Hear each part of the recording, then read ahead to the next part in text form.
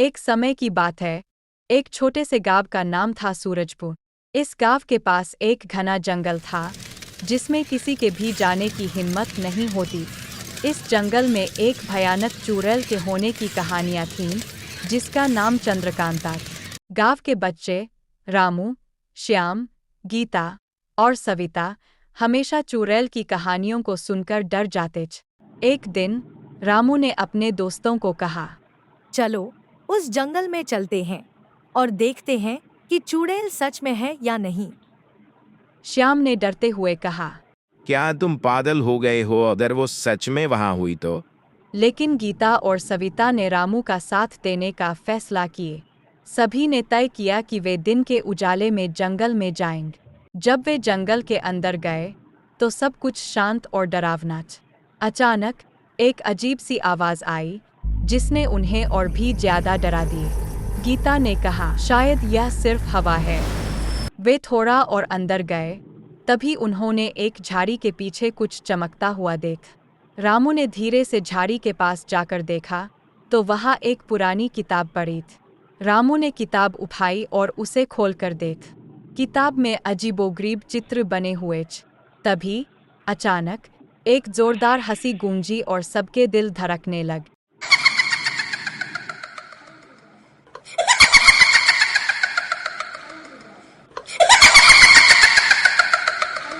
तुम लोग यहाँ क्यों आए हो? क्या तुम्हें अपनी जान की परवाह नहीं है? रामू ने कांपते हुए कहा। हम सिर्फ जानना चाहते थे कि आप सच में हैं या नहीं।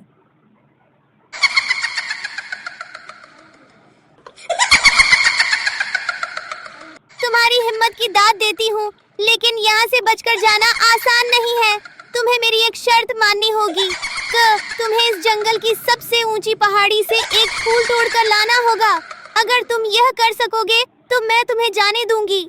बच्चों ने डरते हुए हामी भर दी। वे पहाड़ी की तरफ बढ़ने लगे। रास्ता कठिन और डरावना था। हर कदम पर उन्हें लगता था कि कांता उन पर नजर रख रही है। जब वे पहाड़ी के पास पहुंचे, तो देखा कि वहां एक विशालकाय सांप पहरा दे रहा था। सांप को देखकर सभी के पसीने छूट गए। रामू ने हिम्मत करके कहा, हमें यह करना ही होगा। रामू ने एक लकड़ी उठाई और सांप की तरफ फेंकी। सांप ने उस पर हमला किया और उस दौरान बच्चे तेजी से पहाड़ी की तरफ भागे। वे पहाड़ी के ऊपर पहुंच गए और वहां एक सुंदर फूल देखा। गीता ने जल्दी से फूल तोड़ लिया, लेकिन तभी जोरदार हवा चलने लगी और एक तेज बिजली चमकी। बच्चे डर गए, लेकिन उन्होंने हार नहीं मानी और वापस चलने लगे। जब वे जंगल की ओर वापस जा रहे थे, तो उन्हें फिर से वही अजीब आवाज़ सुनाई दी। वे तेजी से दौड़ने लगे, लेकिन उनके सामने एक बड़ा खड्डा आ गया। वे रुक गए और सोचने लगे कि अब क्या करें। सविता ने कहा, हम एक दूसरे का हाथ पकड़कर छलांग लगाएंगे। सभी ने एक दूसरे का हाथ पकड़ा और छलांग लगा। वे सुरक्षित दूसरी ओर पहुंच गए। जब वे वापस कांता के पास पहुंचे, तो उसने देखा कि बच्चे फूल ले आए हैं। उसने कहा, तुमने मेरा काम कर दिया, लेकिन तुम लोग अब भी सुरक्षित नहीं हो। कांता ने अपनी जादुई छड़ी उठाई और जोर से मंत्र पढ़ने लगी। तभी आसमान में बादल घिर आए और एक भयानक आवाज गूंजी। बच्चों ने डरते हुए एक दूसरे का हाथ पकड़ा।